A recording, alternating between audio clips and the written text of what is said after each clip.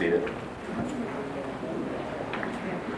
For those of you who don't know me, I'm Frank Ridley, currently the president of the Meriden Hall of Fame, and on behalf of the board of directors of the Hall of Fame, I welcome you to this afternoon's event. This is our 24th annual induction ceremony, but we've been in existence for a few years more than that. It's, I believe, our 26th or 20, probably 27th year? 28th, good, we'll get it. And we've been inducting people every year since, and it's an honor again today to be able to induct people that have done a great deal for the city of Meriden into the Hall of Fame. Before I turn the ceremonies over to our first vice president, who will act as the mistress of ceremonies, I have to do our commercial.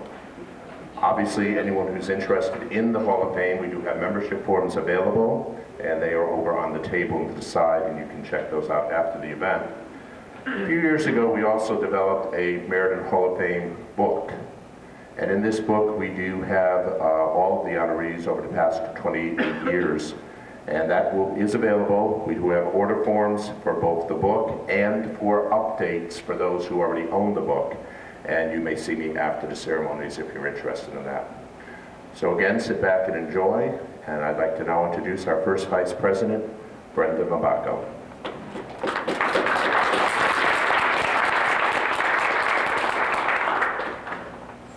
I'd like to add my word of welcome to Frank's for all of you and your attendance this afternoon. I feel a particular honor in being able to be the mistress of ceremonies for this event today, because I believe that the city of Meriden has produced such a wonderful crop of people, creative, committed, and concerned about the city and its community of citizens. And I'm very much and very proud to have been a member of the Meriden Hall of Fame Board of Directors on and off since 1975. And I don't often admit anything that relates to age. So maybe Mr. Antonio will edit that out of the tape. In any case, I'm very glad to see all of you. And I am especially proud to be able to introduce to you today for our invocation, Reverend Robert M. Stocksdale, pastor of St. Andrew Episcopal Church, new to the city of Meriden, but I'm sure that he will have a long and beneficial term here in the city, and we welcome him.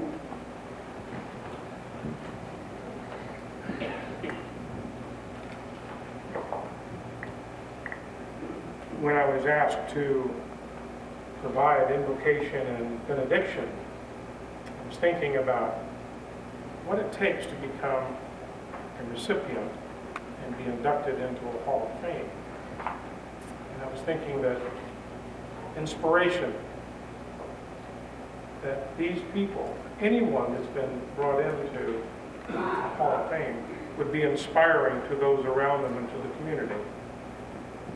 So with that thought in mind, O God, the author of creation, we thank you for the gift of inspiration, for opening our eyes to see new possibilities, for enriching our minds with visions never dreamed, for guiding us to trust the unconscious view, for teaching our hearts to receive the unexpected gift. For these and the many wonders you have wrought within the secret places of our souls, we thank you, O God of endless creation. Amen.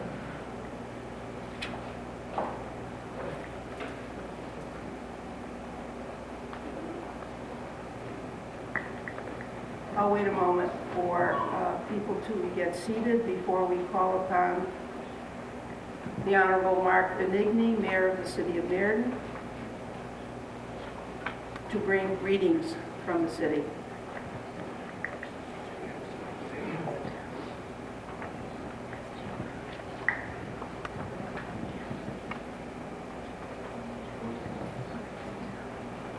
Thank you, and welcome everyone to the Meriden Hall of Fame. What a gorgeous building we have here to hold and host this wonderful event. Best wishes to the families of the Donovans the Lines, and the Smiths. And I was going to ask Warren Sattler, I see some of his comic artwork, if he could maybe come up with a comic strip for me. A Bang 'em Down Benigni comic strip, I think, would look good on your board over there. I also want to recognize the other elected officials here today. I see the Majority Leader Steve Zerio and the Deputy Mayor Walt Shamick. If you two could just stand and be recognized. Thanks for coming. It's a great honor to receive such a prestigious award, to be recognized as one of Meriden's best, and to be initiated into their Hall of Fame. And I just want to congratulate Warren, who's obviously here today with us, and the families for this prestigious award and honor. I want to thank the Hall of Fame committee for reaching out and stepping forward and for creating such a worthwhile activity, worthwhile event. And I want to thank you all for being here and choosing to be here today to give appreciation and thanks to those who have made a difference here in the city of Meriden. So thanks for being here today.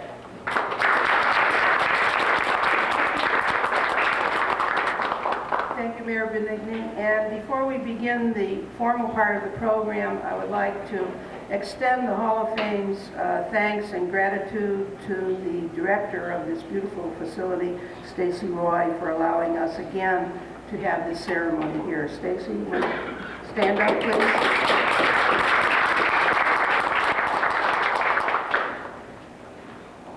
And now the fun begins. There are 11 categories in which nominations for Hall of Fame inductees can be made. And this afternoon, we will honor people in 4 of those categories: art, community service, law, government, military, which is 1 category, and science and medicine.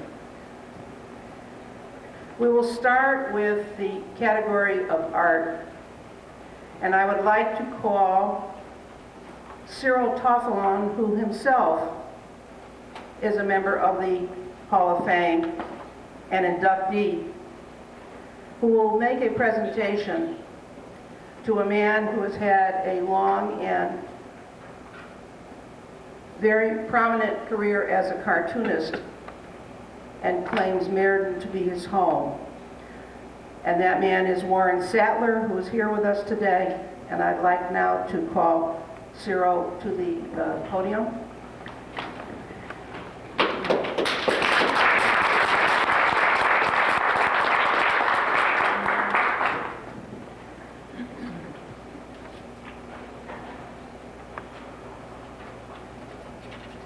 Thank you very much. Great honor. Boy, I've been Warren since we were kids. You know, I'm going to just bring a little short story up. Warren Sattler and I were this close to becoming brothers. I was born April 5th, 1932, and Warren's brother was born April 5th, 1932. The nurses brought in me to Warren's mother, and his mother took a look at me. She said, "This isn't my kid." So I went back to Mom, and we became very close friends. So Warren was born September 7th, 1934. His first cartoons were published in a hometown newspaper when he was 15 years old. After graduating from high school in ornamental design under the tutors of Ernst Warren, he enlisted in the United States Air Force and became a special service staff artist. In his spare time, he drew cartoon features for the base newspaper. After his discharge from the service, Warren landed a job at the art department of the International Silver Company's advertising department.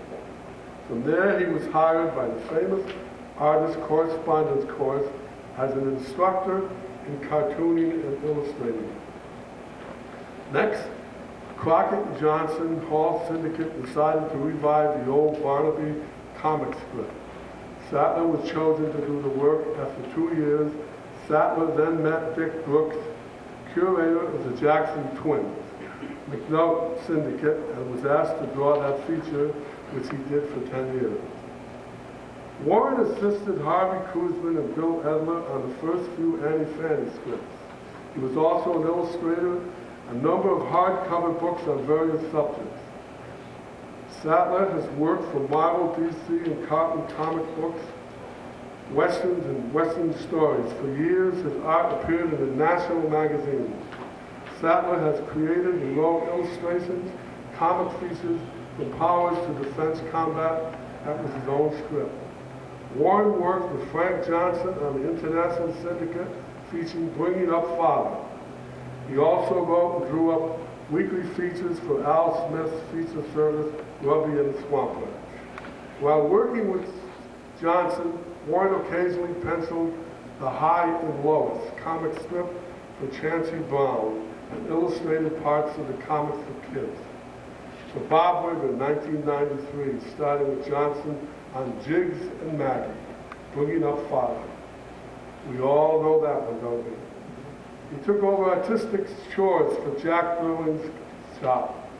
The following is a partial list of Warren Sattler's work in comic strips alone. This is comic strips. The Jackson Twins, comics for kids, Bringing Up Father, High and Lois, Gilthorpe, and Grubby and Swamp.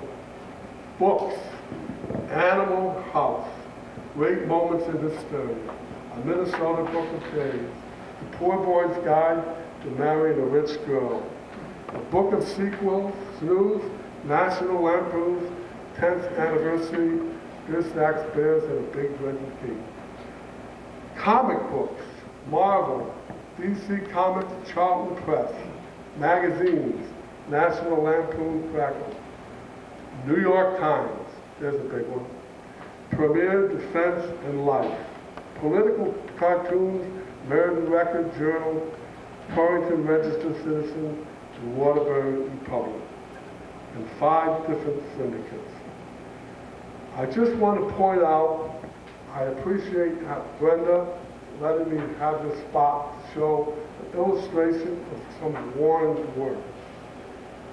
The hardest thing for an artist is to try to create something another person did. Now, when you work for a syndicate or you work for a group, you have to keep that style. You have to keep that characteristic. If you're working for Walt Disney, it better look like Walt Disney, not somebody else. But everything has to have the same characteristic. So Warren was actually a ghost writer for all of these wonderful scripts, magazines, and books, besides his own script. And it's very difficult, believe me, I've been in the art business all my life, to try to follow. You could go up there and look at some of these scripts and say, my God, Maggie and Jig, you'd never know that Warren was the ghost writer. He was the writer for that magazine. So he's got a tremendous talent, and he's also, I'm going to mention that art and music go together. They always did, they always will. Music has always been important to Warren as a child. He'd spend hours listening to country and western music on the radio. At the age of 4, his mother interned him to some local talent contests, and he won a number of them. A shy boy, he would sing in front of friends and family. However, he still had that wonderful sense of direction. As a teenager, Warren decided to start writing his own songs. After he and his friends would sing together for their own amusement. He continues to write up to the present. In 1964, Warren saw the movie The Achieving Heart with Hank Williams, and that inspired him to go on even further. He continued in 1967. Warren joined the group Big John and the Western Ramblers and continued to make records throughout the country. In 1970, Warren recorded an album in Nashville. His music has been heard across the U.S. and Canada and Australia. Several people have recorded his songs. He is a BMI songwriter, having 26 published.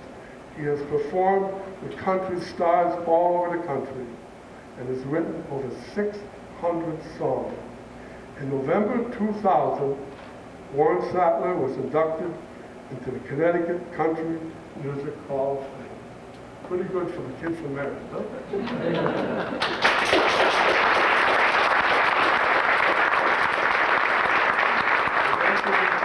I mentioned this before when I introduced Ernst Warman, my mentor. And Ernst Warman, as I said before, he had this bronze plaque in front of the class. And it said, he who works with his hands is a laborer. He who works with his hands and his mind is a craftsman. But he who works with his hands, his mind, and his heart is an artist. Warren Sattler, you're an artist.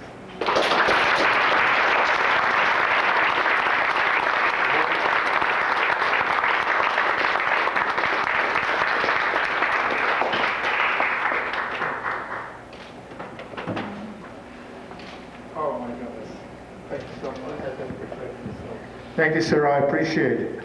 Only trouble is you said everything I was going to say. Well, that's it, folks. Stand up for a minute, will you, Cyril? And my brother Al, stand up. I want you folks to decide which one is the real Sattler brother.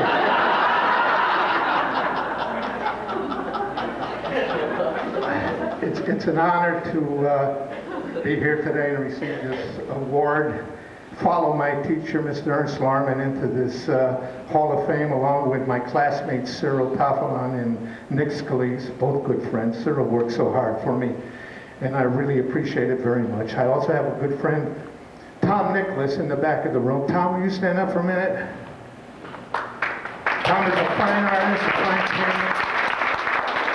He was another member of our class. There are other people here also from our class, but Tom is one that helped me see the light, so to speak, when it came to painting. He showed me how to find color in nature and so forth.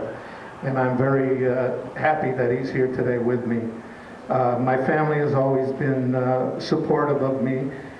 And I'd like to also, in my heart, this award goes to my, to my brother Zeke.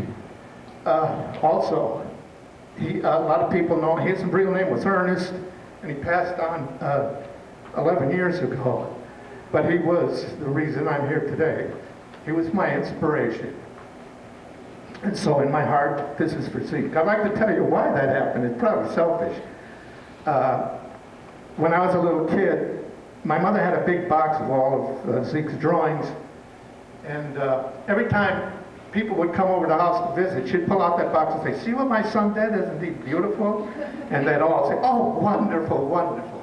I wanted the same praise, so I learned how, in looking over his shoulder, I learned how to draw. And thank you, each and every one of you, for being here. And those who voted for me and put me in the Hall of Fame, I'm very proud. Thank you so much.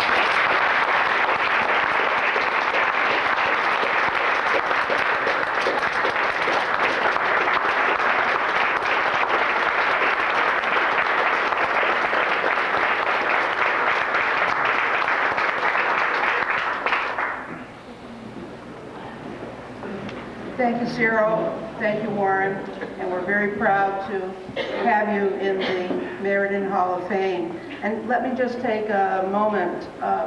The recipients have a framed reproduction of the permanent plaque that later on you can see on display in the nook to my left, so to speak. Those plaques will be hung at City Hall, and the reproductions obviously are for the families to take with them and add to their family treasury of memories. And the mayor has asked me to just announced that he is going to be leaving us shortly because he has a whole list of other commitments, and I would just like us to thank him for taking time out this afternoon to be with us.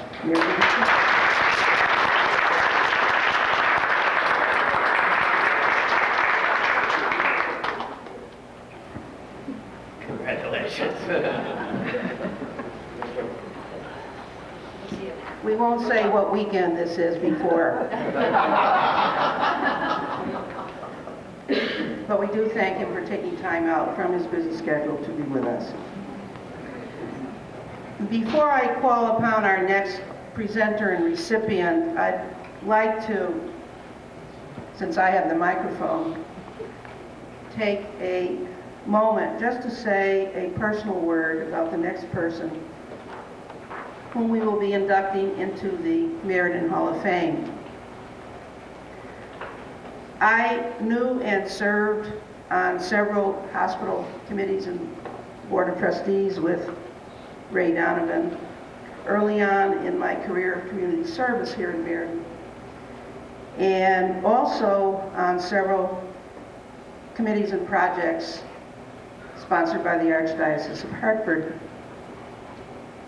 And Ray was, to me, a mentor, but also a very special person, because he never thought of himself. He always thought of what needed to be done and who would be the beneficiaries. And as I was starting really my own, what I didn't know was going to be a service, a career of community service at that time, he was my mentor among a few other people. But to me, you'll always be in that select group of people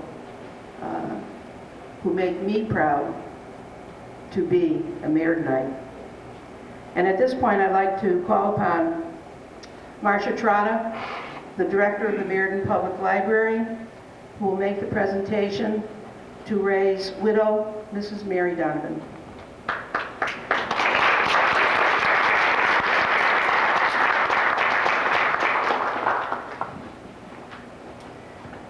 Good afternoon, everyone. I'm honored and privileged to be here to make this presentation for the Community Services category. Raymond Donovan was not a Meriden native, but he certainly made Meriden his.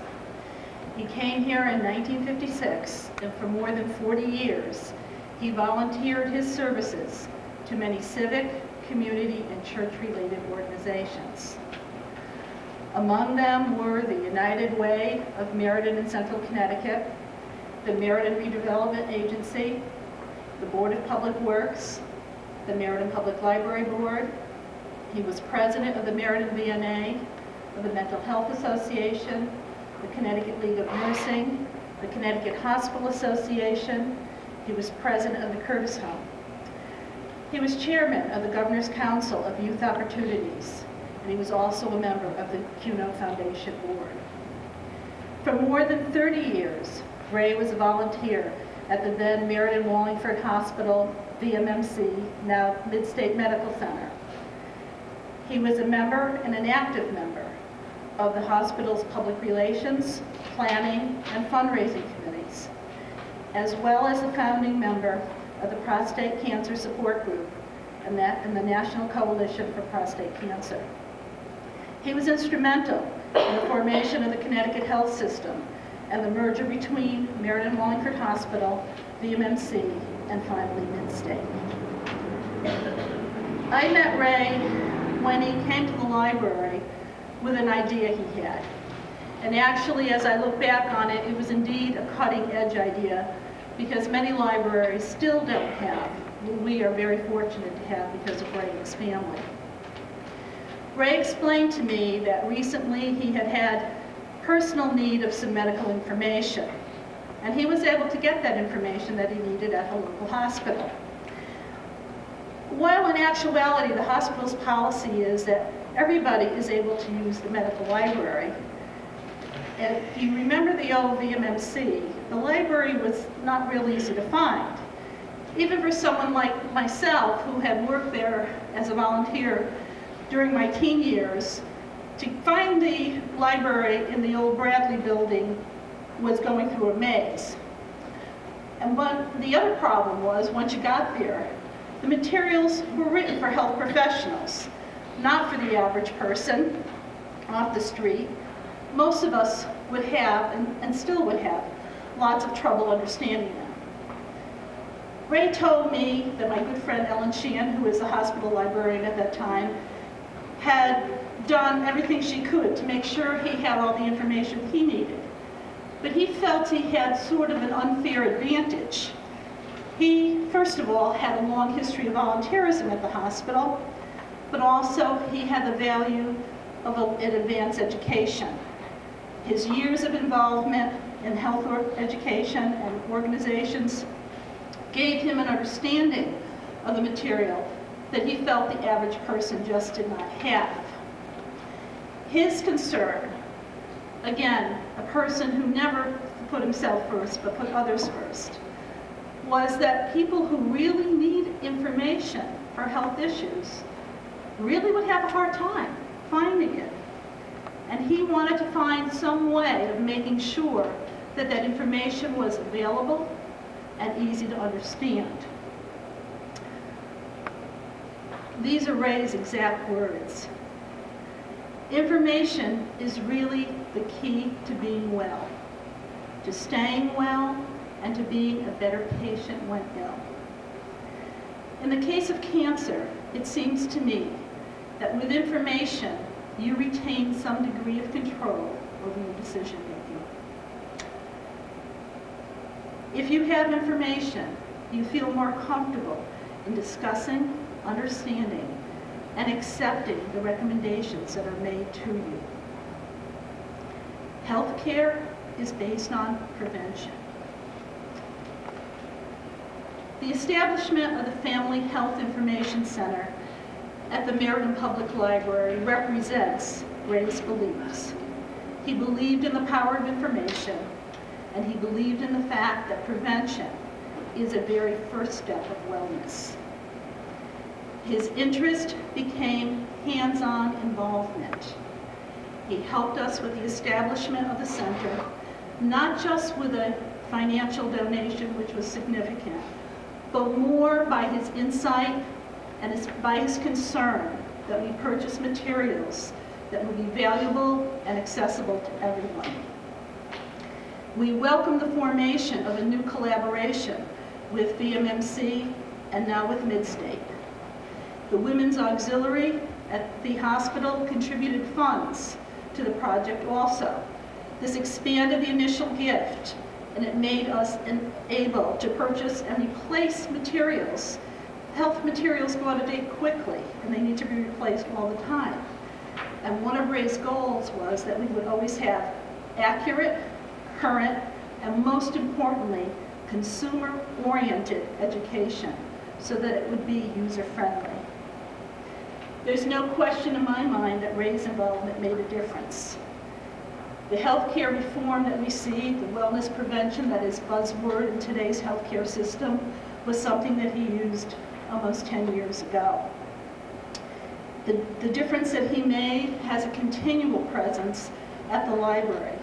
We have an ongoing relationship with the organizations that I mentioned, and we have a wonderful relationship with a much more accessible and a much more visible Tremaine Resource Center, which is in the Galleria area of Midstate Medical Center. Ray wanted to make sure that there was an advisory committee, a group that would work with us so that we would have community input as well as professional input for the value of the center. He established that advisory committee. It continues today.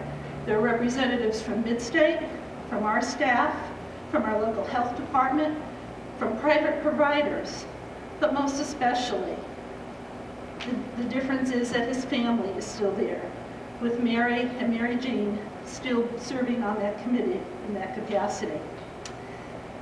The group works very hard so that Ray's vision continues. We look for ways, always, of increasing the contribution that this service can make to our community. The vibrant center, and it is really vibrant, I would say 1/8 of all the questions that we receive are health-related. It's relied upon very heavily on a daily basis. It provides accessibility of health information to the general public in a consumer-friendly way, in print and in non-print formats. I have here a letter that, just a little while before he died, that Ray sent me. He expressed how pleased he was with us, the staff, with Midstate. He was delighted to see his plan in operation. He thanked us all for making it happen. And I can remember calling him and say, it's not us. It wasn't then, and it isn't now.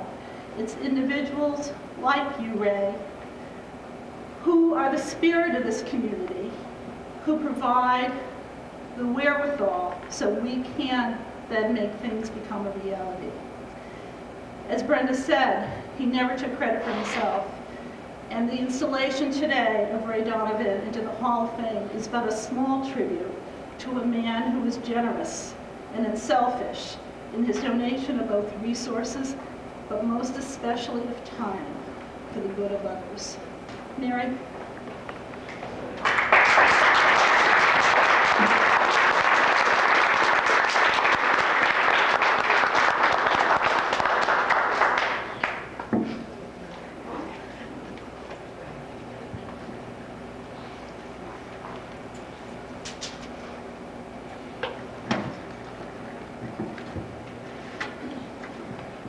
I'm not sure I know how to use one of these. My family and I appreciate this recognition of Ray's contributions to our community. Ray graduated from Holy Cross College, a Jesuit institution, and they follow the teaching of the founder of the Jesuits, and that is preparing men and women for others. Ray epitomized that philosophy. Service was his avocation. I'd like to just take a couple minutes to tell you how he got interested in the health field and all matters medical. Ray came to work for Connecticut Light and Power Military in the summer of '51, right after he got out of school. He was subject to the Korean War draft, and he was drafted in February of '52. He was drafted from his home in location in Lowell, Massachusetts, and he went in through Devens, and then he was sent down to Fort Dix for basic training. While he was in basic training, he developed pneumonia. And by the time he came home on leave, the pneumonia had gone into bronchiectasis. So the family doctor was called and consulted and said, get him to the nearest army hospital, which of course was Devens. So back he went to Devens. It just happened that the head surgeon of the hospital there was a lung specialist, and he removed part of Ray's left lung. And in 1952, this was major surgery. It required a great deal of recuperation, no marching, no heavy lifting. So he went through physical therapy and occupational therapy, and then they decided they wanted to keep him there. So they assigned him, transferred him into the medical corps, and assigned him to an office there where he could use his skill in writing. We were in the process of moving to Meriden in 1956. We hadn't actually come here, but we were getting ready to come. And Ray got a telephone call from Jessie Halbert, who was then the head of the Visiting Nurse Association, asking him to go on board. He had been recommended to her by a fellow employee, Meriden resident, Marvin Curtis. I don't know whether any of you remember Marvin. But Marvin said to Jessie, Ray Donovan is moving to town. Call him. Call him and ask him to go on the board, because once he gets in town and people get to know him, then everybody will be asking him. And that did happen. He had a lot of requests. And he took some, but he turned a lot of them down, because Ray would never commit to anything that he couldn't give the amount of time and effort that was required.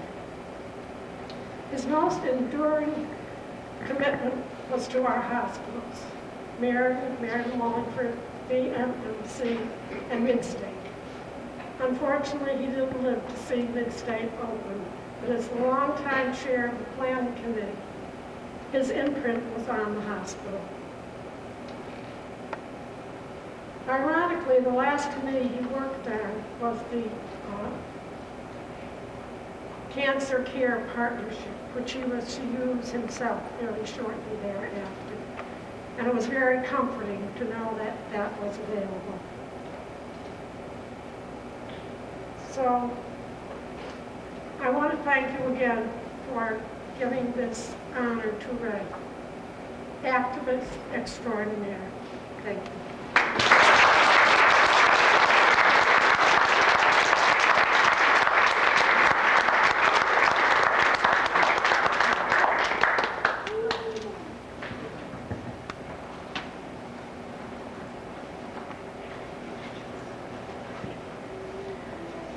Thank you, Mrs. Donovan, and a warm welcome to all the members of the Donovan family, as well as to the families of all of our recipients. Our next inductee is certainly an historic figure and bears a name that is not only prominent and well known in our area and beyond, but is representative of the hallmark of a time when business was conducted with a handshake. A descendant of H. Wales Lyons, who's being inducted into the Hall of Fame in the category of law, government, and military, not only because of his business prowess, but also because in the mid-1870s, he did serve as mayor of the city of Meriden. And at that time, the mayor's terms were only a year long. How about that? How times have changed. But we have here with us today Mark Hamilton, whose father, Lorenzo Hamilton, not too long ago, was also inducted into the Hall of Fame.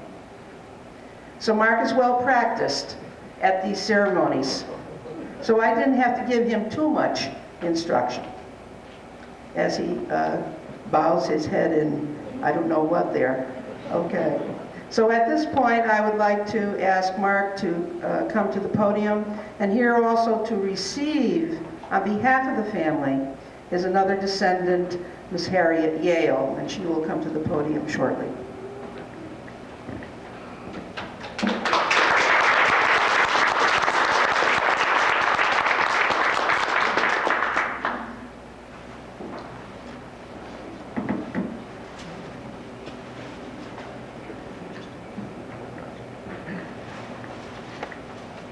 Thank you, Brenda. I wish I had part of Frank Ridley's voice. I don't know. I'm just not a public speaker, but I'll see what I can do. I wish I had known H. Wales Lyons. I was only 3 or 4 when he died, and I remember his house up on Pleasant Street. He actually came from Naugatuck, and he was a descendant of Thomas Hooker, founder of the Connecticut Colony. Went to school in Naugatuck. He came to Meriden and formed a partnership with his uncle, a fellow named Charles Perkins, and the company was called Perkins and Lyons. And they went into the masonry construction business. Perkins retired, and Lyons, H. Wales Lyons, then decided to form a company of his own called the H. Wells Lines Company, and continued and prospered in the masonry construction business. His company built so many buildings that I won't go into the list in Meriden, but they built the building we are in appropriately enough. The building across the street, City Hall, the old high school, many churches around town, First Congregational,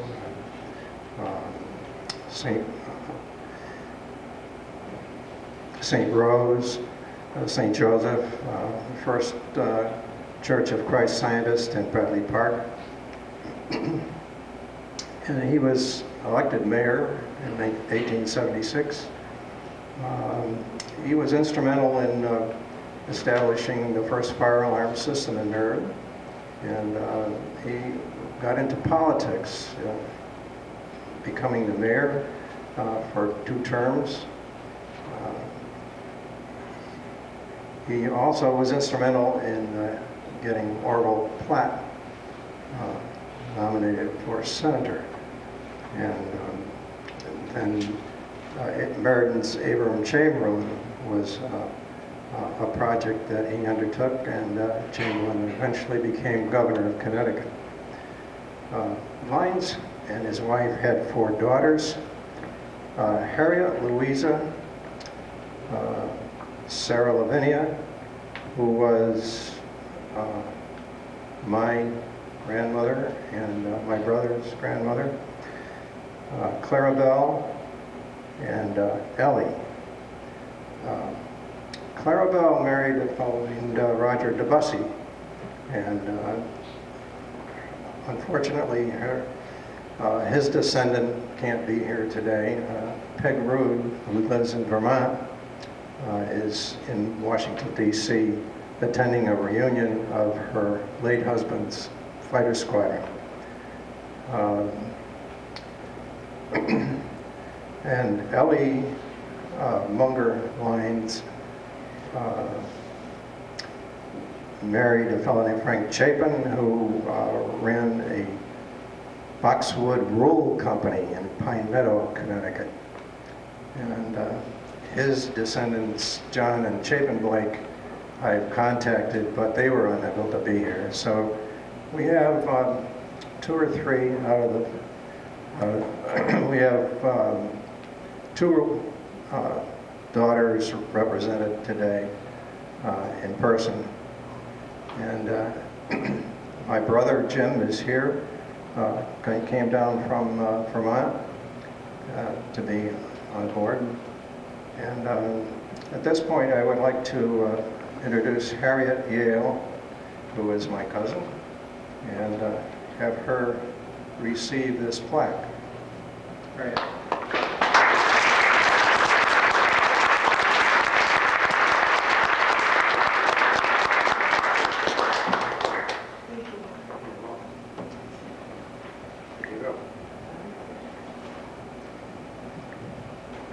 Yes, my grandmother, was Harriet. I was named after her. My nieces and nephews and their children, my brother and 2 sisters, my mother and her 2 brothers, my grandmother and her 3 sisters, and their progeny. I'm real proud of H. Wells Lines and what he accomplished with his talents and skills. We are proud and extremely grateful that the City of Meriden's Hall of Fame has added his name to their roster. Thank you very much.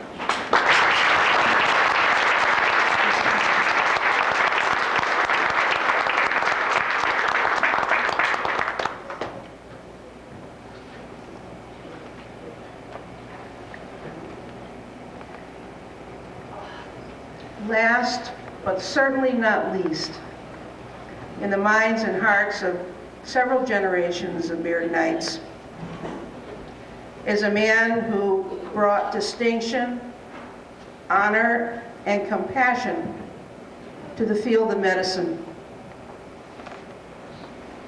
Dr. David P. Smith, whose award obviously is being made posthumously. But we are very, very proud to have one of his children, Dr. David L. Smith, here to receive the award on behalf of the entire family. Presenting the award is our own Ken Cowing, who has to be related to everybody. Recent historic figures who have been mentioned, we have found a Cowing connection. But certainly, we are very proud to have Ken here to make the presentation this afternoon. Ken is the former past president of the Meriden Historical Society. He served on the Meriden Hall of Fame Board of Directors and bears the title, unofficial or official, doesn't make any difference because he still knows his stuff, of Meriden's historian. And he continues to work prodigiously with the Meriden Historical Society. So I'd like to ask Mr. Cowing to come forward, please.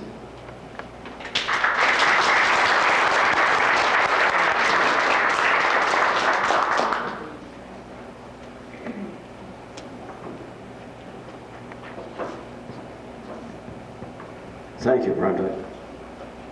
I'll have to repeat a comment that one of my associates made. He said, don't throw any rocks in any of the local cemeteries, you'll get one of his relatives.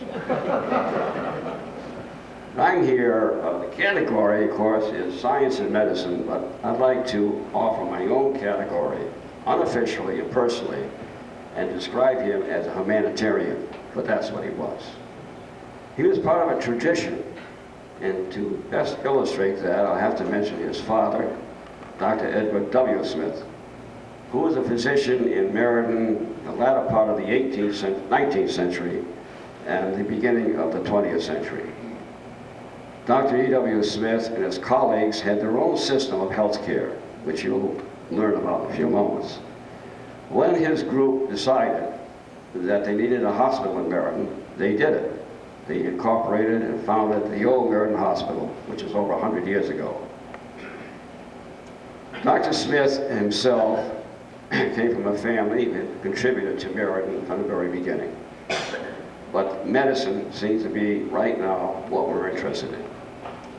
By way of a story that was told to me several years ago, there's a woman that worked with me, and she came from parents who were immigrants, as most of Meriden is, and she told me the story of her mother, a young woman who was expecting twins, newly arrived in this country.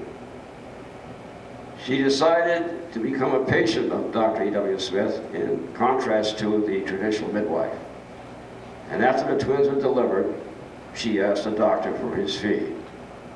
Well, Dr. E.W. Smith knew Meriden very well, and he knew what self-esteem was to everybody. He knew he had to charge her. So he said, well, ma'am, my fee will be 50 cents, 25 cents a piece. Now, that's not the end of the story, for she remained his patient the rest of his career. And when Dr. E.W. Smith died in 1930, his son, the gentleman being honored today, she became her doctor. And when he passed away in 1958, she was without a doctor, and she wouldn't go to see another one until another Dr. Smith came on the scene, the grandson and son of Dr. David P. Smith, Dr. Edward Rice Smith. His practice was mainly surgery, but when the daughter called and explained the situation, he readily agreed to see her. And when she kept the appointment, he gave her the usual physical. He talked with her for a while, wrote a prescription for her. And she turned to leave. She said, what do I owe you, doctor? And he said, ma'am, if I charge you, my grandfather and my father come back and haunt me. So there you have one patient with 3 generations. And that is not unusual, because there are many people today that do remember him. Most of them are older than me. But there is one person here who can give you a more accurate or detailed story of his life. And of course, I'm referring to the gentleman who's going to receive this plaque, his son, Dr. David Lewis Smith.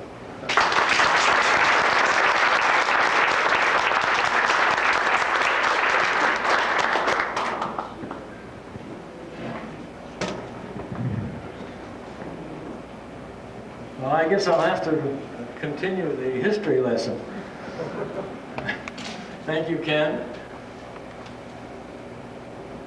Another cousin, besides Ken, who's a cousin of all, is here today, Dr. George Dickinson, who has served Meriden all his life and worked frequently with my father. And I have to thank both Ken and George very much for nominating my father, Dr. David Parker Smith, for the Hall of Fame. Another one who really warrants a great deal of appreciation is a lady who has worked very many long, hard hours to put this program together, Brenda Van Bockel.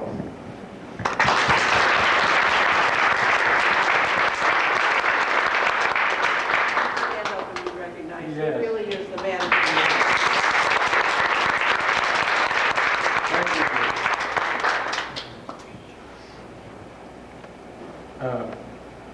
My sister, Mathia Smith Curry, who lives out in Cornwall, regrets that she can't be here today. Our big brother, Dr. Edward Rice Smith, died 25 years ago. He was an accomplished physician and surgeon and was well respected in Meriden for all his life, for his service. He was also an accomplished musician. He loved music.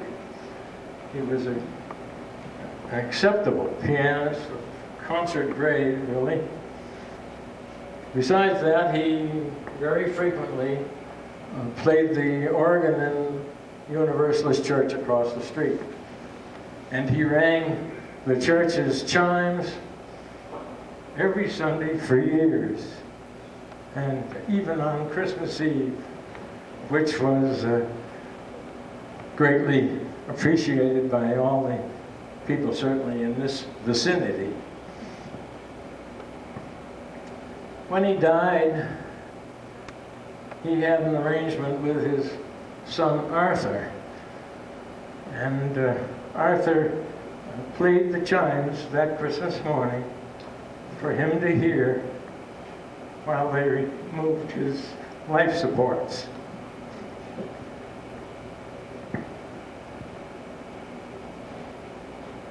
There's been a lot of talk about the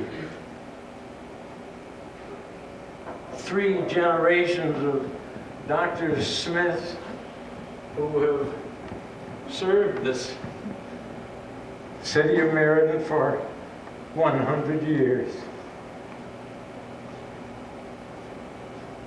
Grandpa, Papa, and brother.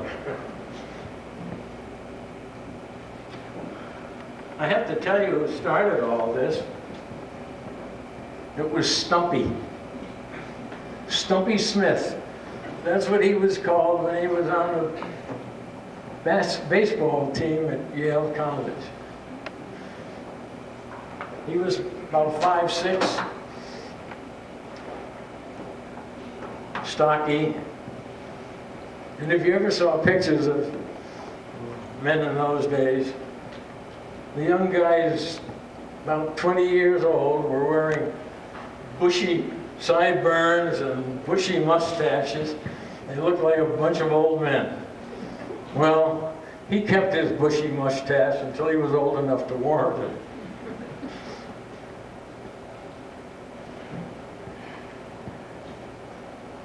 Edward Weir Smith was born 1854 the son of a mason contractor, the first David Smith,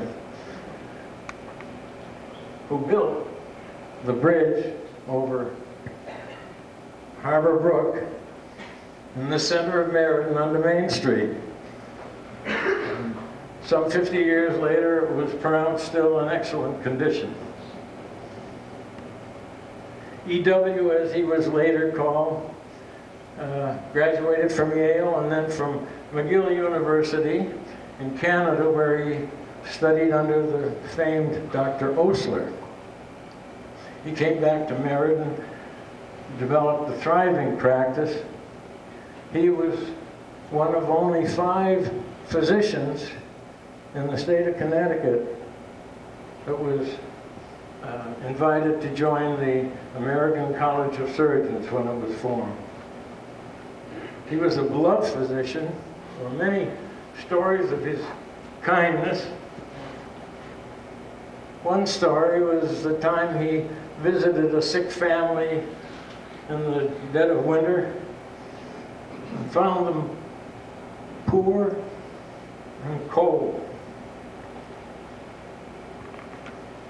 He didn't ask for any money, but when he left, he went out and ordered them a ton of coal.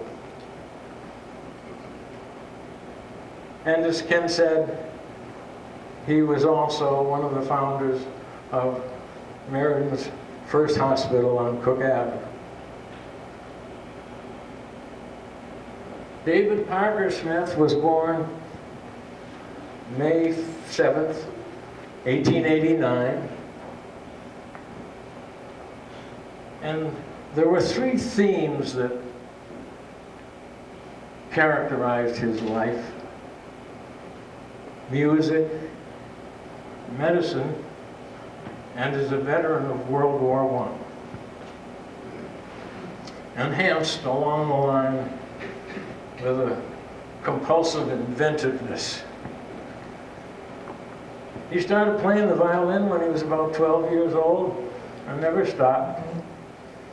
He enjoyed it all his life. In the later years, joined the group of musicians here in town, called themselves the Geraniums. He enjoyed it very much. It gave him a diversion from his busy practice. He graduated from Meriden High School, having received the Hicks Prize for the best essay. Graduated from Yale College in 1910, Yale Medical School in 1912. He began practicing here in Meriden. That same year, he married Evelyn Lewis. She was a daughter of Samuel Lewis, who ran a large woodworking mill here on Mill Street, from which the street got its name. She also graduated from Meriden High School and also won the Hicks Prize the year after he did. They set up home on 69 Kinsley Avenue in a flat. In those days, nobody said apartment. It was a flat, 1 floor of a 2 or 3 family house. It was a cute little story. I don't remember which composer it was, but as a young fellow, he moved around a lot, and once he referred to one of his compositions as being written in 4 flats.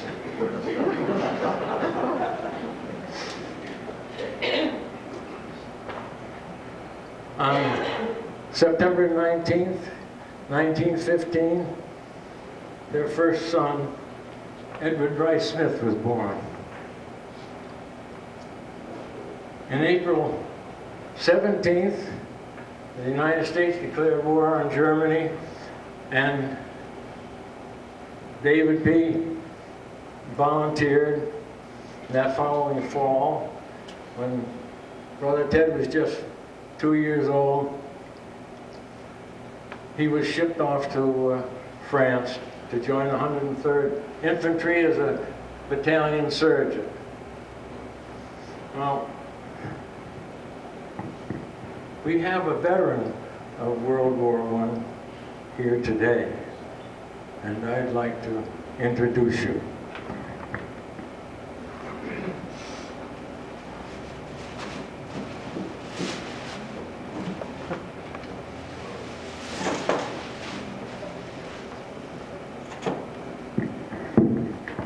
When Captain Smith got to France, he couldn't bear the thought of being without music.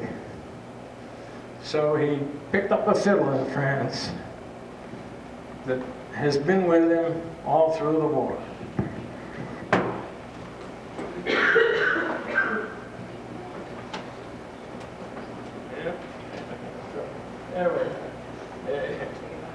Just so she...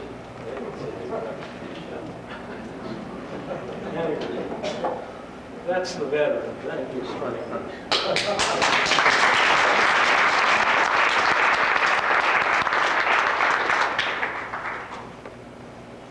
As a battalion surgeon, he saw much frontline action in the battalion aid station and in the trenches. There's a saying you've probably all heard, it's bad luck to light 3 cigarettes on one match. It came from those years when if you let a match burn long enough to light 3 cigarettes, it gave the enemy time to take aim and fire. A story that we like to tell, which combines the horror of war with Dad's resourcefulness. It was on the last day before the armistice was signed, just a short time before, the last wounded soldier came into the battalion aid station. He had been ripped wide open from his sternum right down to his groin by shrapnel. All the surgical supplies had been exhausted. There were no sutures. The nurses had torn up all their slips to make bandages. So Captain Smith used the one last thing available: safety pins. He closed up this ghastly, gaping wound with safety pins and sent him back to the hospital. A few weeks later, he was sitting with a few other medics in Paris, and they were swapping stories. And one of them said, "I've got a story you won't believe." The last day, poor fella came in, ripped open from stem to stern, closed up with safety pins. And Dad said, "Please tell me one thing. Did he live?" "Oh, sure, we stitched him up. He did fine. As a matter of fact, we just shipped him back to the States yesterday." Well, then it was back home to medical practice and dispensing green pills. Does anybody know about the green pills? The green pills were magic. They were 5 grains of aspirin, but you couldn't tell anybody that that's just aspirin. They cured everything. In those days, you could employ magic in medicine. Nowadays, every patient would have known the exact dosage of that pill, just what the medicine was and what the last research revealed and everything else. There's no more real magic. Just about that time, a photograph was taken, and I'd like to show it to you. This is the 3 generations in uniform. That's E.W. Smith, 65 years of age. David P. Smith, 30 years of age, had just returned from the war. And Edward Rice Smith, almost 4 years old, glad to see the daddy back home.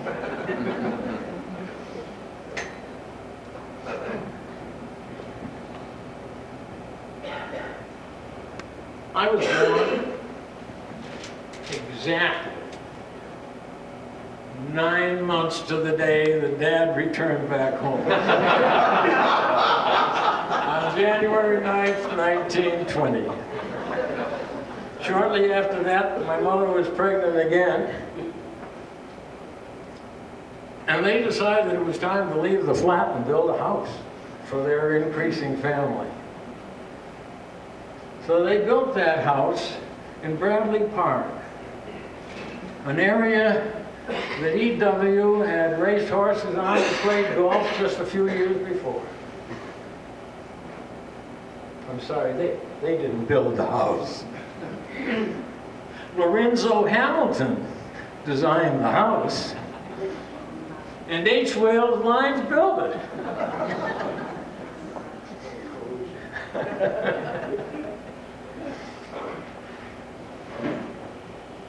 We grew up as kids with the telephone at my father's elbow at the table. We digested more medical advice that he gave over the phone than the food that was in front of us. He kept trying to think of new ways to improve life, improve medicine. Ted and I were driven nuts trying to help him invent a surgical knot tire. He designed a new,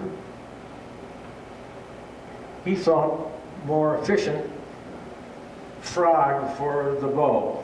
The violin bow, that's the little handle at the end of the bow. Shortly after that, the medical world got interested in cryotherapy. That's a process of reducing the patient's body temperature to very low levels in the hopes to delay the growth and possibly kill cancer cells, which were more susceptible. Doctors in Chicago and other places had a separate hospital room filled with cakes of ice. And the patient laid on blankets on top of the ice, and as you can imagine, the room was ice cold. Well, Dad wanted to try applying the treatment, but he thought the process was ridiculous. So he invented a cabinet to put the patient in with the Kelvinator unit up on top. And everybody else in the room was nice and toasty warm. Later on, he designed, invented, and produced the Smith retractor. Now, this was quite a gadget, especially for gallbladder surgery. Gallbladder surgery was complicated by the fact that the gallbladder was so deep, and in order to get to it, you had to make quite a wound, and it took an assistant surgeon and maybe one or two nurses besides to apply enough retractors and so on to pull the wound out so that the doctor could see down to the gallbladder, except he couldn't see down to the gallbladder because there were too many hands in the way. So the Smith retractor is a circle of metal with slots. You put your strips of metal in there and bend them down for the retractor. The wound's wide open and there's not a hand on the way to interfere. It has been used in other types of surgery too by many hospitals throughout the country since.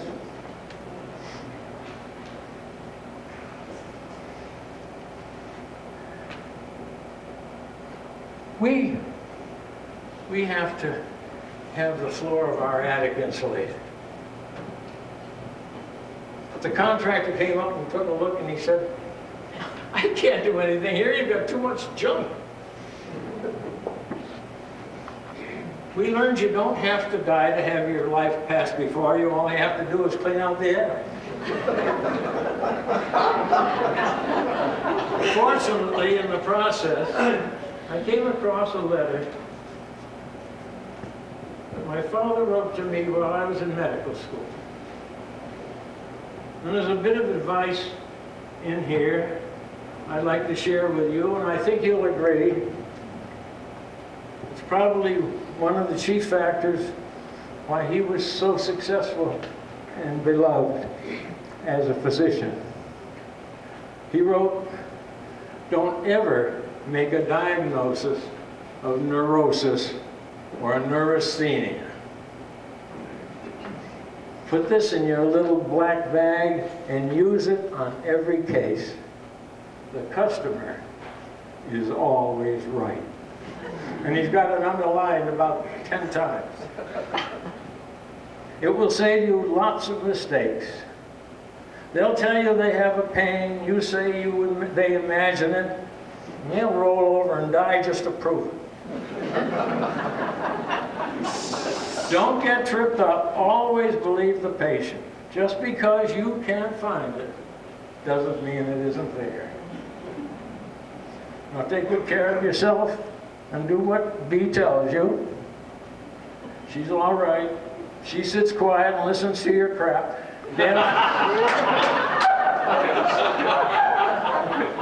Damn few women will do that. My love to both of you.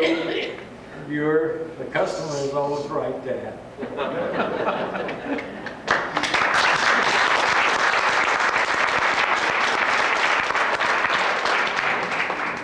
About 1940, he started thinking the Meriden really ought to have another hospital over on the east side.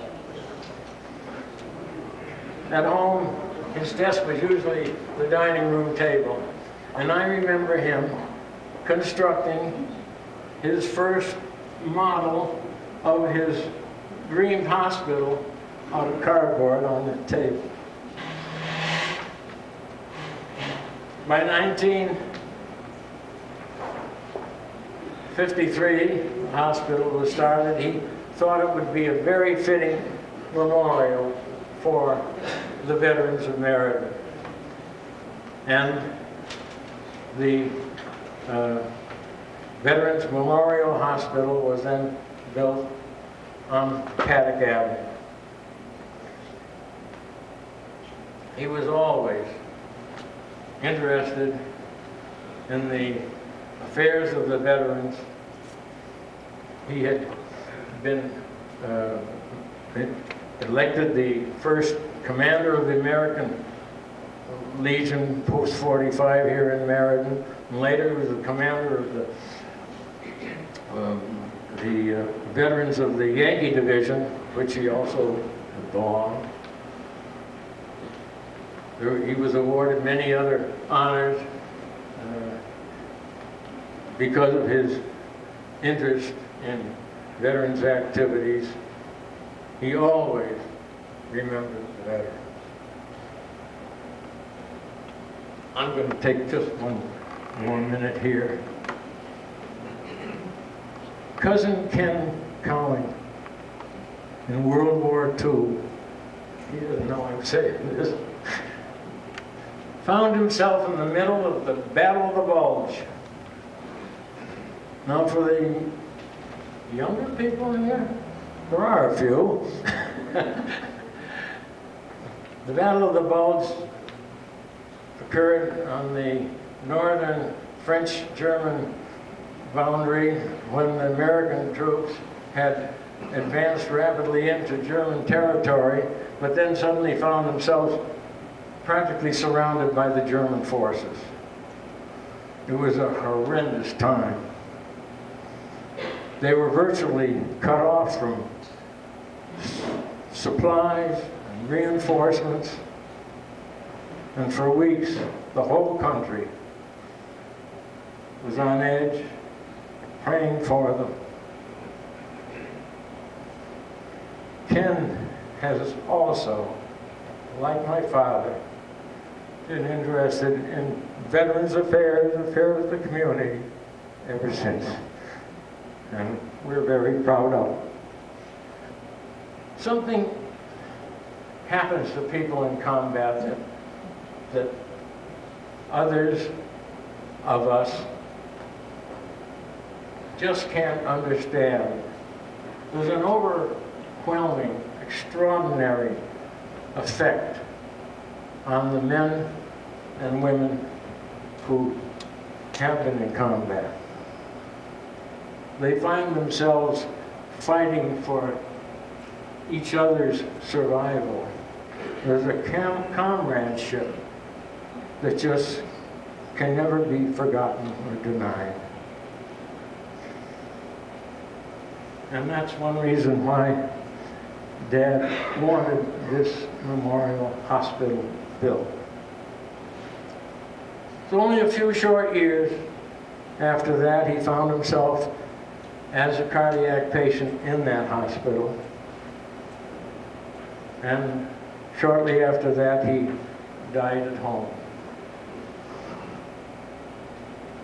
A little while later, as you'll see on the table, there was a memorial service held for him in the lobby of the Memorial Hospital when his plaque with his image was placed upon the wall, and beneath it, a gift by his fellow musicians was a pot of bright red geraniums. Once again, all three threads had come together: the musician, the physician, and the veteran. Thank you very much for listening.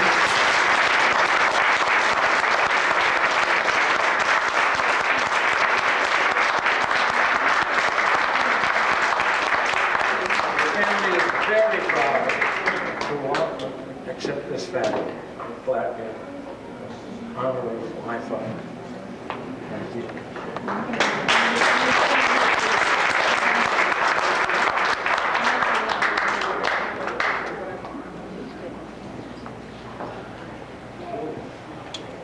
To be present on an occasion like this and to hear the recollections of either the recipient himself or herself, as the case may be, or the recollections and reflections of those who at one time knew recipients who have passed on, represents what I think is probably the most important reason for the existence of the Meriden Hall of Fame, for us to hear and to appreciate what people in our community have done for us down through the years.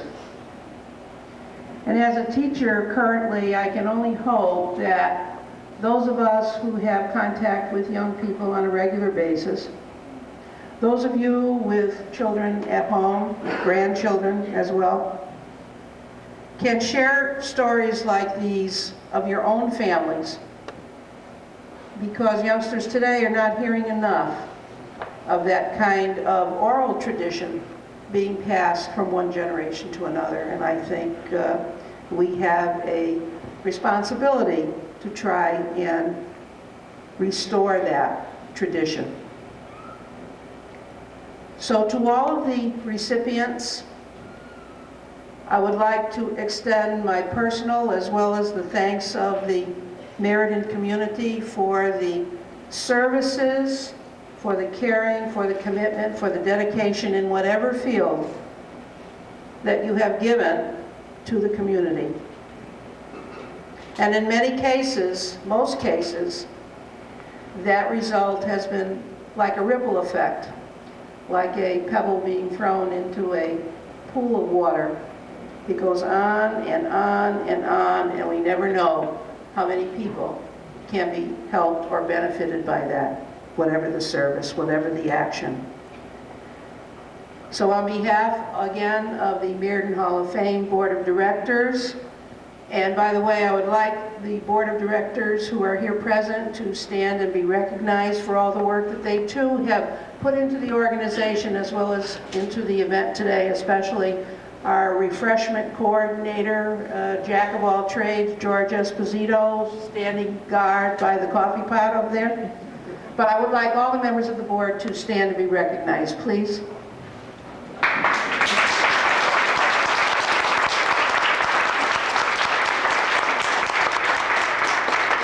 And we have several past inductees into the Hall of Fame with us as well. And if they would stand, we would be very proud to acknowledge them. Come on, come on. They're getting up slowly. Getting up slowly. We have Rich Scalise, Cyril Topalong, and anybody else see them? Well, some are hiding, I guess. I don't know, maybe they're behind a pillar. But all of the people associated with this organization, which was founded back in 1975, are very proud to continue this activity. And we look forward to many years ahead in which people from our community can be honored, such as those who are with us today. I would like to, at this time, call upon Reverend Stocksdale again to close our program. I had said to him earlier on, he's going to open it and he's going to close it. And what better way to do that, because he has probably the best connection, and I don't need to go any further, than all of us put together. Reverend Stocksdale.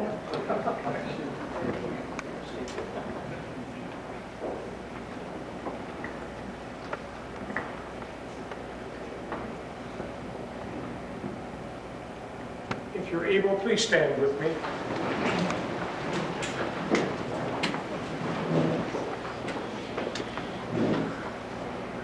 The blessing of God, who has promised to come into our lives, be with you today. The blessing of God, whose love ransoms us from all captivity, be with you forever. The blessing of God, whose breath brings new beginnings, send you forth into the world to create a new day for the good of all.